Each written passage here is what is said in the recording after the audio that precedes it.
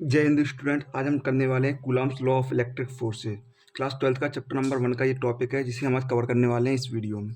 इस वीडियो के बाद आप कूलम्ब्स लॉ से रिलेटेड सारे क्वेश्चन सॉल्व कर लोगे एंड सारे कंसेप्ट इसी वीडियो में मैं आपको कराने वाला हूँ। तो सबसे पहले जान लेते हैं व्हाट इज कूलम्ब्स लॉ। तो कूलम्ब्स लॉ की डेफिनेशन मैंने लिख दी है, मैं आपको समझा देता हूँ।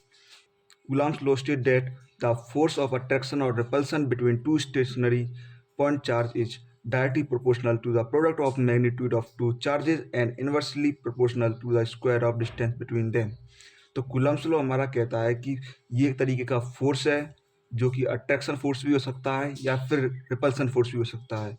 किसके बीच में हो सकता है? दो स्टेशनरी चार्ज के बीच में। जो चार्ज हमारे रेस्ट में होंगे उन्हीं के बीच में कूलम्ब्स लॉ लगेगा एंड कूलम्ब्स फोर्स लगेगा। एंड ये डायरेक्टली प्रोपोर्शनल होता है ये वाला force product of magnitude of two charges. जो भी हमारे पास दो चार्जेज हैं जैसे कि यहाँ पे Q1 एंड Q2, इनके प्रोडक्ट के डायरेक्टली प्रोपोर्शनल होगा एंड इनके बीच में जो भी डिस्टेंस है जैसे कि ये R, तो इसके इन्वर्सली प्रोपोर्शनल होगा डिस्टेंस के स्क्वायर के। तो ये बोलता है हमारा कूलम्ब्स लॉ। तो जो हमने लिखा है अभी उसी से हम अभी अपनी इक्वेशन सॉल्व करते हैं। तो पहली कंडीशन हमने क्या लिखा है? डायरेक्टली प्रोपोर्शनल होगा product of magnitude of two charges. तो क्या है हमारा? दो चार्जेस Q1 एंड Q2। ये हो गई हमारी equation number first. And second में बोला है हमने inversely proportional to the square of distance between them. तो एफ डायरेक्टली प्रोपोर्शनल होगा 1 में आर स्क्वायर। तो ये हो गई हमारी इक्वेशन नंबर सेकंड। तो यहाँ पे हम लिख सकते हैं from equation first and second जो हमारा एफ है वो डायरेक्टली प्रोपोर्शनल है Q1 Q2 अपॉन में आर स्क्वायर। जैसे हम यहाँ से ये प्रोपोर्शनलिटी हटाएंगे तो यहाँ पे हमारा एक कांस्टेंट आएगा, तो उस कांस्टेंट को हम लिख देते हैं के। तो ये हमारा हो जाएगा के Q1 Q2 अपॉन में आर स्क्वायर। हमारा के है इसको हम बोलते हैं इलेक्ट्रोस्टैटिक फोर्स कांस्टेंट।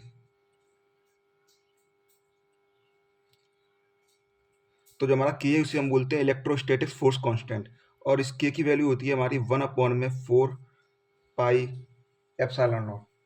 ये इक्वल होता है 9 × 10⁹ 9 × 10⁹ न्यूटन मीटर स्क्वायर कूलम की पावर -2। तो ये होता है हमारा के की वैल्यू। तो यहाँ पे हम इसको लिख देंगे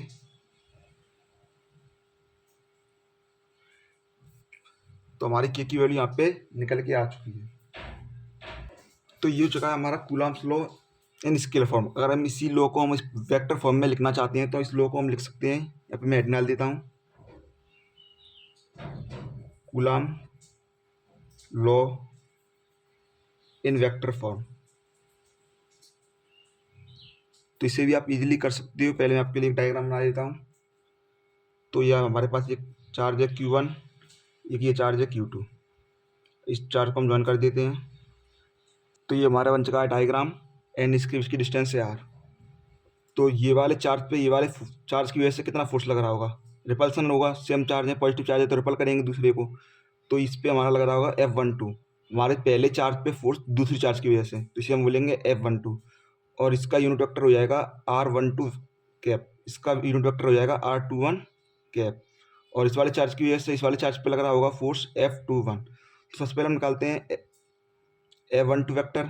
तो हमारा क्या हो जाएगा? ये हमने अभी यहाँ पे सॉल्व किया था। तो के Q1 Q2 अपॉन में R12 का होल स्क्वायर इंटू R12 का यूनिट वेक्टर। ये हमने इजीली कर लिया। अब यूनिट वेक्टर आपने किया होगा पहले ही, 11th क्लास में भी आपने सीखा होगा, पर मैं आपको बता देता हूँ। R12 का यूनिट वेक्टर कितना हो जाएगा? R12 वेक्टर अपॉन में R12 वेक्टर का मैग्नीट्यूड। तो ये हो जाएगा हमारा R12 यूनिट वेक्टर। तो यहाँ पे हम इसकी वैल्यू यहाँ पे रख देंगे। तो हमारा F12 वेक्टर कितना हो जाएगा?